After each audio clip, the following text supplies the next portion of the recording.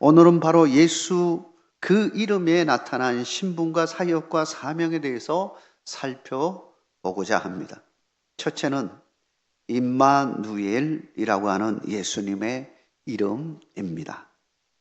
임마누엘, 이 이름의 뜻은 하나님이 우리와 함께 계신다라는 뜻을 가지고 있습니다.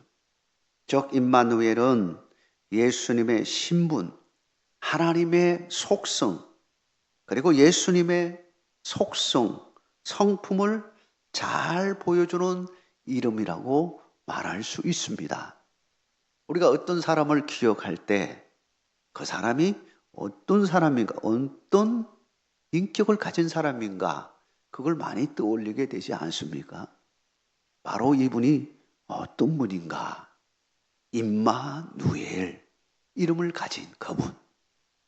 성경에는 특별히 예수님에 대한, 오실 예수님에 대한 예고의 말씀이 구약 곳곳에서 찾을 수가 있습니다.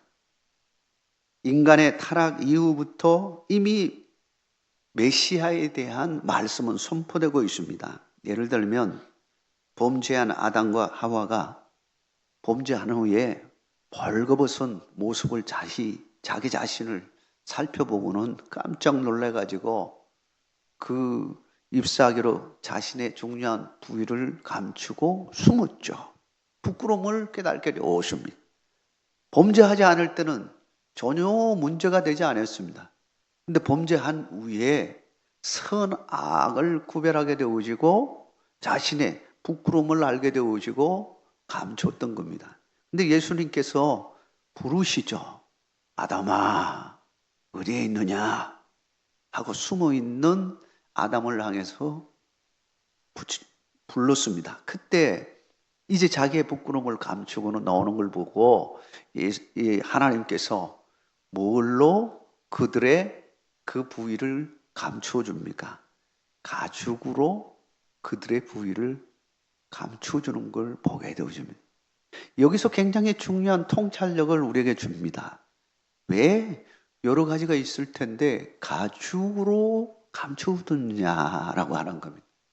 가죽을 만들려면 꼭 필요한 작업이 있습니다. 짐승의 가죽을 벗겨야 되는데 짐승을 죽이지 않으면, 피를 내지 않으면 가죽을 생산할 수가 없는 것이죠. 다시 말하면 아담과 하와의 죄를 감추시기 위해서 동물의 피를 내고 그리고는 그 가죽으로 감추었다. 이것은 미래에 대할 예수님의 모습을 보여주는 겁니다. 이미 이때부터 예수님의 모습이 점점 나타나기 시작합니다. 근데 실제적으로 예수님에 대한 정체는 이름에 있지 않겠습니까? 이름에 대한 말씀이 예고되어 있는 말씀이 오늘 이사야 7장 14절에 나와 있는 겁니다. 우리 이사야 7장 14절 말씀 우리 다시 한번 읽도록 하겠습니다. 그러므로 주께서 친히 징조를 너에게 주실 것이라. 보라, 처녀가 잉태하여 아들을 낳을 것이요 그의 이름을 임마누엘이라 하리라. 지금 예수님께서 태어나지도 않았습니다. 거의 500년 이상 거슬러 올라가서 그때에 이미 예수님의 이름을 지금 선포하는 장면입니다. 그 이름을 뭐라고 지어주냐면 임마누엘이라고 하는 이름을 지어주신 것입니다. 이 구절 속에 예수님의 신분과 성품이 아주 잘 나타나 있습니다. 특별히 이 말씀에 보면 앞부분에 보면 이름에 대해서 말하기 전에 앞부분에 처녀가 잉태하여 아들을 낳을 것이라 선포하고 있습니다. 여러분, 인간사에서 아이를 낳는 데 있어서 남녀가 결혼하지 않고 어떻게 아이를 낳을 수가 있습니까? 처녀의 몸에서 낳을 수 있다는 것은 이거는 신비 중에 신비인 겁니다. 이걸 왜 선포하고 있는 겁니까? 이것은 중요한 전제를 보여주고 있는 겁니다. 메시아의 탄생이, 예수님의 탄생이 사람에 의해서 이루어지는 것이 아니라 전적으로 하나님이 개입하시고 역사 속에서 이루어지는 놀라운 신비 중에 신비로운 그 심을 미리 말씀하고 있는 것이죠. 그는 하나님의 아들로서 죄가 없으신 거룩한 분으로 이 땅에 오실 것을 거기에서 이미 예고하고 있는 겁니다.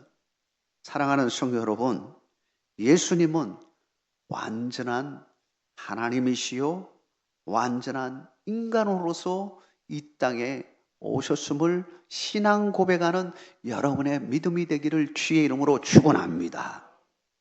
예수님은 완전한 하나님이시요 완전한 인간이라고 하는 것입니다. 이 고백은 기독교 교리에 있어서 성육신 교리의 핵심을 이루는 것입니다. 기독교의 가장 중요한 핵심 교리 중에 하나가 바로 예수님이 어떤 분인가 라고 하는 것에 있어서 예수님은 하나님과 동등한 하나님이시요 삼위일체 한 분으로서 하나님이시요 그럼에도 불구하고 하나님의 아들이라고 하는 것은 그분의 성품과 모든 속성을 다 가지신 분이다라고 하는 것을 말해 주는 것입니다. 그리고 그분께서 바로 이 땅에 오셨다라고 하는 것. 오실 때에 누구의 옷을 입고 왔느냐?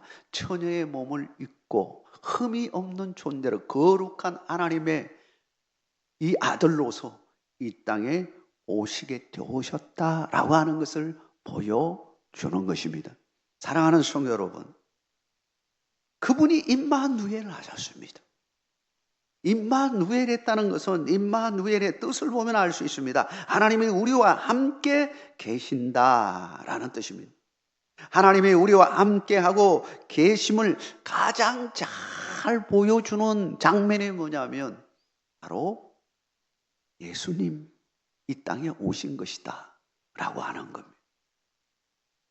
하나님께서는 그의 성품을 그대로 가지고 계신 그의 아들 예수 그리스도를 이 땅에 보내심으로 하나님이 우리와 함께하고 계심을 보여주신 것입니다. 지금도 예수님의 영이신 성령님이 우리와 함께하고 계심을 믿으시기 바랍니다. 예수님께서 이 땅에 오심으로 진짜 하나님이 우리와 함께하고 계심을 마음 백성들에게 보여주신 것입니다. 이사야는 이 말씀을 선포하게 되어졌는데 마태복음 1장 21절 23절에 그대로 성취되었음을 말씀하고 있는 겁니다. 임마누엘 되시는 예수 그리스도 그의 이름을 믿는 우리도 마찬가지로 지금 하나님이 우리와 함께하고 있음을 말씀하고 있는 겁니다. 여러분의 심령 가운데 누가 함께하고 계시냐 하면 바로 예수님이 함께하고 계심을 믿으시기 바랍니다. 그분은 우리를 떠나지도 아니하시고 영원토록 우리와 함께 하시겠다고 약속하셨습니다.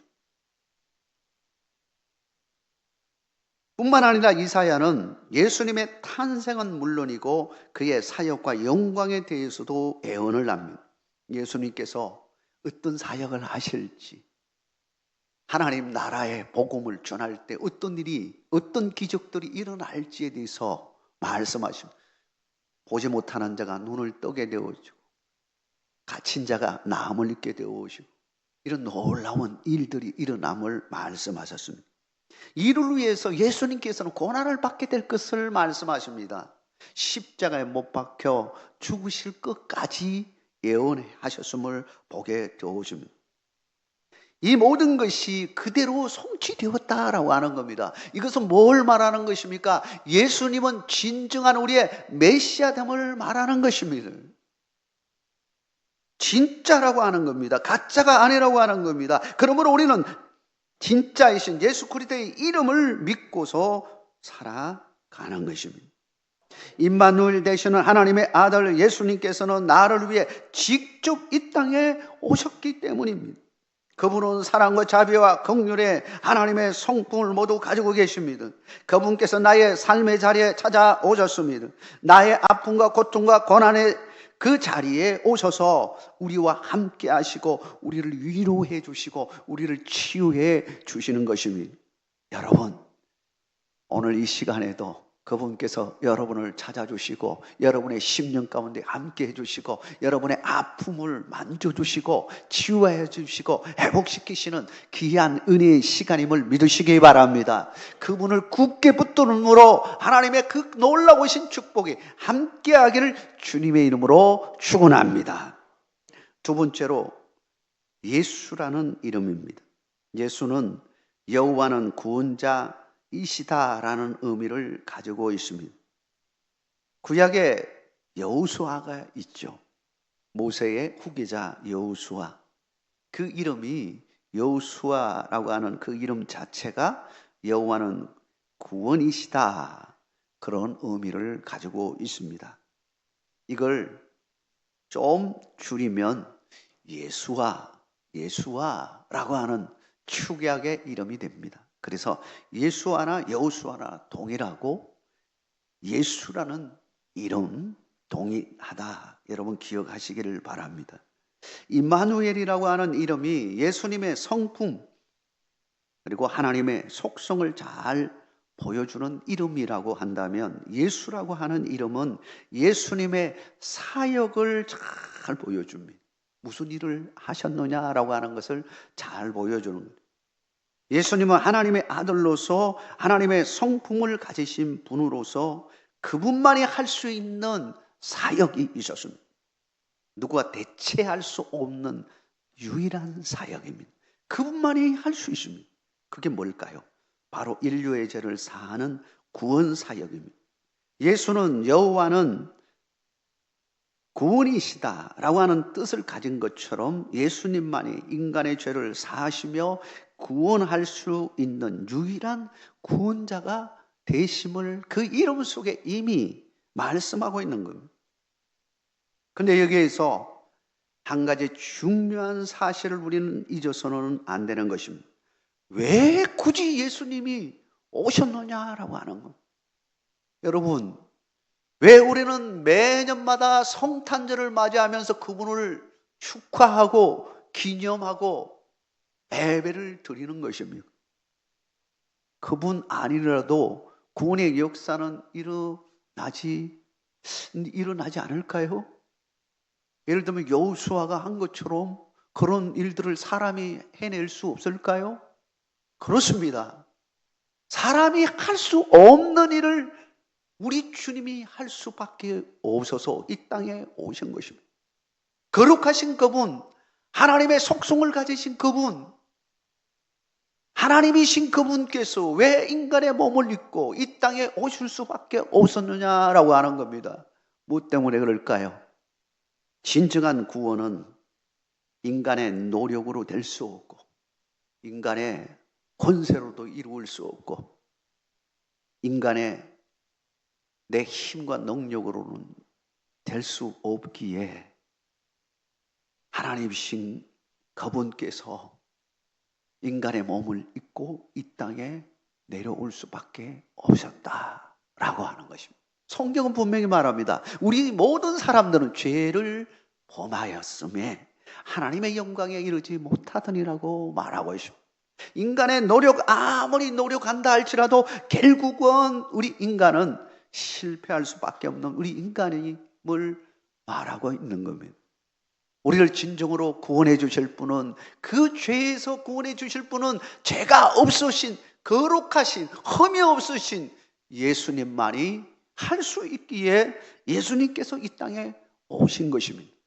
사랑하는 성도 여러분, 예수님이 왜 오신 것입니까? 예수님이 우리의 죄를 담당하시고 죽기 위해서 오신 것입니다. 예수님만이 그 일을 할 수 있는 것입니다. 그러므로 우리는 예수님만을 믿을 수밖에 없고 예수님을 붙잡아야 영원한 천국에 들어갈 수 있는 축복을 누리게 되어지는 것입니다. 여러분, 오늘 이 시간에 예수님을 붙들고 나아가는 그 길에 하나님의 축복이 함께하기를 주의 이름으로 축원합니다. 요한복음 3장 16절에 이렇게 정언합니다. 하나님이 세상을 이처럼 사랑하사 독생자를 주셨으니 그를 믿는 자마다 멸망하지 않고 영생을 얻게 하려 하심이라. 하나님이 우리를 사랑하사 독생자를 주셨다고 말하고 있습니다. 내가 예수 믿은 것도 하나님의 사랑 때문임을 믿으시기 바랍니다. 하나님이 여러분을 사랑하셔서 독생자 예수를 이 땅에 보내시고 그분을 믿게 하신 것입니다. 그래서 멸망에서 영생으로 나가게 하신 것입니다. 로마서 5장 8절에는 우리가 아직 죄인 되었을 때 그리스도께서 우리를 위하여 죽으심으로 하나님께서 우리에 대한 자기의 사랑을 확정하셨다고 말하고 있는 것입니다. 하나님의 사랑이 우리로 하여금 예수 그리스도를 믿게 되었고 믿음으로 말미암아 구원받는 역사가 일어나게 되어진 것입니다. 주님의 은혜인 것입니다. 예수 그리스도를 부여잡고 날마다 성례의 삶을 살아가는 여러분 되시길 주의 이름으로 축원합니다. 마지막으로 그리스도라고 하는 이름입니다. 헬라 발음은 크리스토스라고 하는 그런 발음으로 읽혀집니다. 그 뜻을 보면 기름 부음 받은 자라는 뜻을 가지고 있습니다. 이 크리스토스 이렇게 발음이 됐는데 우리식으로 하면 그리스도 이렇게 쉽게 발음하기가 힘드니까 그리스도라고 하는 이렇게 쓰게 된 겁니다.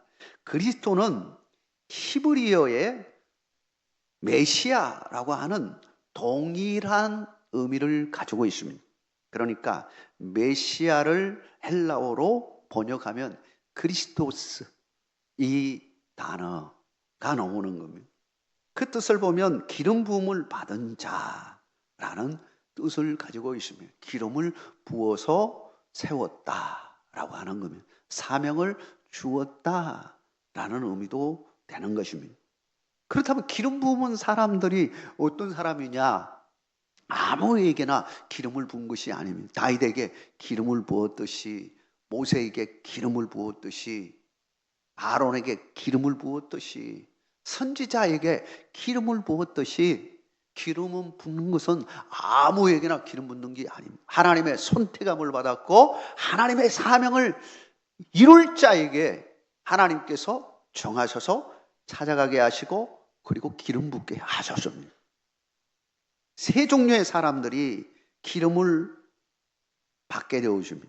어떤 사람이냐? 왕이었습니다. 다윗과 같이 왕 기름 부음을 받았습니다. 또한 두 번째는 모세와 같이 아론과 같이 특별히 아론과 같이 대제사장, 제사장들에게 기름을 부었습니다. 그리고 마지막으로 선지자에게 기름을 부었습니다. 세 종류의 사람들이 기름을 부음을 받고 성령의 충만한 가운데 이제 하나님께서 맡겨주신 사명을 감당하게 되어지는 거죠.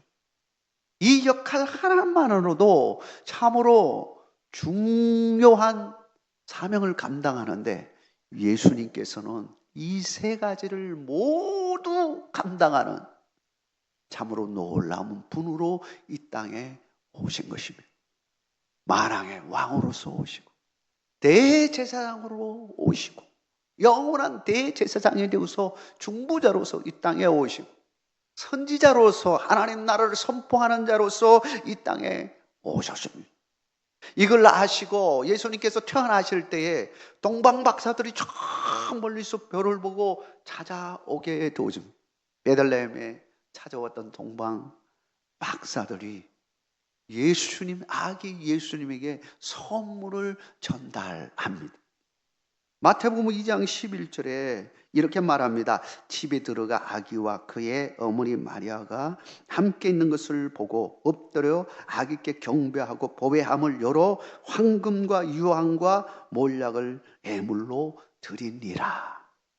여기서 황금과 유황과 몰락은 바로 뭘 상징하냐면 이 삼중의 직무를 상징합니다. 황금은 왕으로서의 권세를 보여주는 것이고, 유황은 제사장들은 향을 피워서 하나님 앞에 올려드리는 귀한 사명을 감당해 준 중부자의 역할입니다. 몰락은 앞으로 예수님께서 죽으시고 그 사명을 감당할 것을 말씀해 주고 계시는 것, 선지자의 사명을 감당하는 겁니다. 이 세 가지를 다 담당하신 분이 바로 예수님이었습니다. 예수님께서는 이 땅에 오셔서 왕의 권세로 모든 사탄 마귀를 물리칠 뿐만 아니라 정말 매인 자를 끊어주시고 회복시켜주시고 병정다를 치유해 주시고 놀라운 은혜의 역사를 펼쳐주셨습니다. 뿐만 아니라 중부자의 역할을 담당하셨습니다. 하나님과 우리 사이에 깨어진 관계를 회복시키는 놀라운 길이 되어 주셨습니다. 내가 곧 길이요 진리요 생명이니 나로 말미하지 않고는 아버지께로 올 자가 없느니라 말씀하고 계시는 겁니다. 예수 그리스도를 믿음으로 우리는 하나님과의 관계, 깨어진 관계, 죄로 말미암아 깨어진 그 관계가 다시 회복되어지고 담대하게 주님의 보좌 앞에 나가는 은총의 길이 열리게 되어진 것입니다.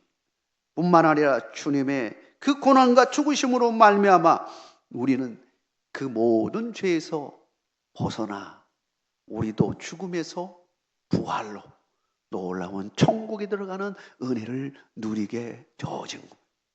그 이름 속에 그리스도라고 하는 이름 속에 그분의 사명이 잘 나타나 있는 겁니다. 사랑하는 성도 여러분, 오늘 우리에게 주시는 이 말씀을 기억하십시다. 그 이름, 그 권세를 여러분 기억하십시오.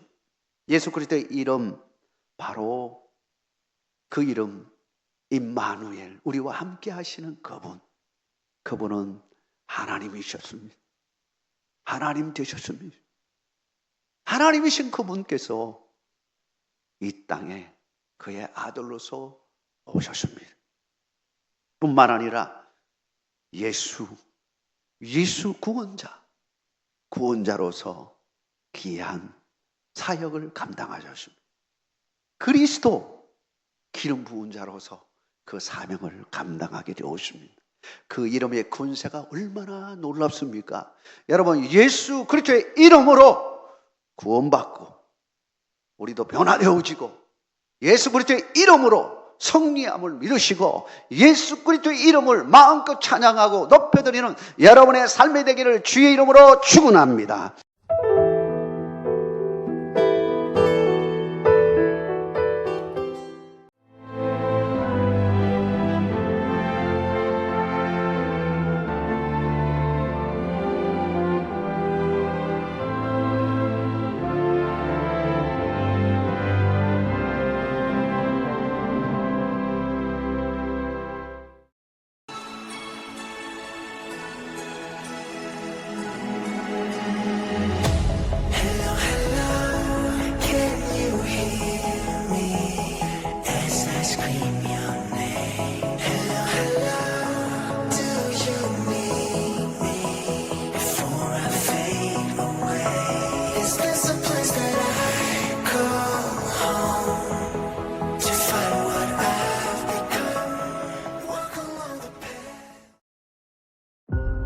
전라남도 산불의 원인이 뭔 줄 아시나요?